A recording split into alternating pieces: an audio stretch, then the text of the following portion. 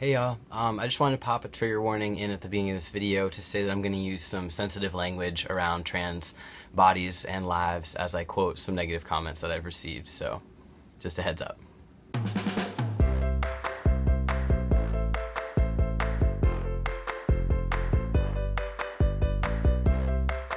Alright, so on the mornings when I'm doing YouTube things, sometimes I'll be sitting there with my coffee,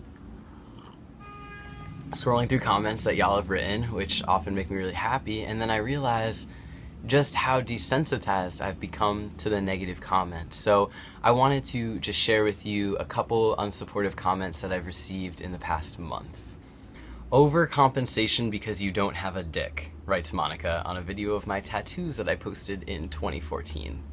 You only look like a boy but without a penis, so sad, mourns Draco on my video about freckles. Wait, so does this dude have a pussy still, or a donger? Mumbles Kukos Man on a comparison video I released 2 years ago. Go to hell, writes Michael on one of my recent posts. Okay, Michael.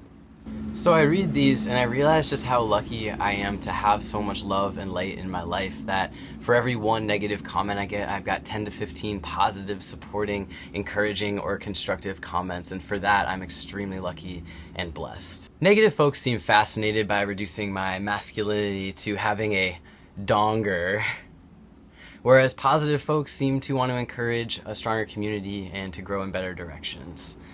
So I know where and why I stand. I blink and move on, but that's not to say that this is okay. It's not okay. I've been digesting this kind of ignorance and hatred my entire life and churning out positivity, and I will accept and acknowledge that that is what I've always done and probably what I'll always continue to do. I've got these gears, this crazy body machine, and I'll continue to use it, these synapses, these vibrant moments, to absorb this hatred, to digest it, if it means that my brothers and sisters and trans siblings out there in this world will not have to. However, like I said, it is sometimes really exhausting, and so I wanted to share with you some of the ways in which I practice self-care. So first and foremost, I talk to my friends and my family. I also really do enjoy working out, going for bike rides, and going for runs. And then last but not least, just taking space from the internet, truly. The world physically around me as well is quite beautiful, and I find myself chatting with strangers on the subway or on the streets and hearing bits of their stories. And it's through these moments that I'm able to again remember about how long it took me to be the person that I am now and the person that I'm still becoming, and the strength that I've gathered during that time. I hear about others' strengths and feel so inspired and rejuvenated. So these are some of the ways in which I combat the fact that negative comments, although I can coast past them, they can still kind of sit in my heart. So how do I release them, and how do I get rid of them in a certain way so that I'm not carrying them forward with me? And those are some of the ways that I do. Really, it is through listening to others' stories and seeing how they've learned and grown that I've found that I recognize in myself how much I've learned and grown, and it makes it so much easier to shed these negativities and continue to focus on the positivities.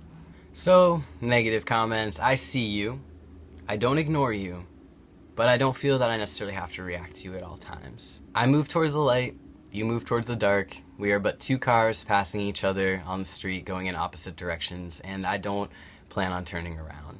So thank you all so much for the positive comments that you post, the encouragement, the constructive criticism. It really makes my day, no matter what it is, as long as it's coming from a place of learning and trying to grow and trying to make yourself stronger or trying to help me become stronger. No matter what, I appreciate it, and I cannot thank you enough. So that's just a bit about what I go through with negative comments and how I look at them and how I take care of myself. I hope this can help some, because I know putting ourselves out on the internet and being vulnerable like this, it invites a lot of scary moments where we feel like we might be being attacked, or at least I feel like my core being could be being attacked.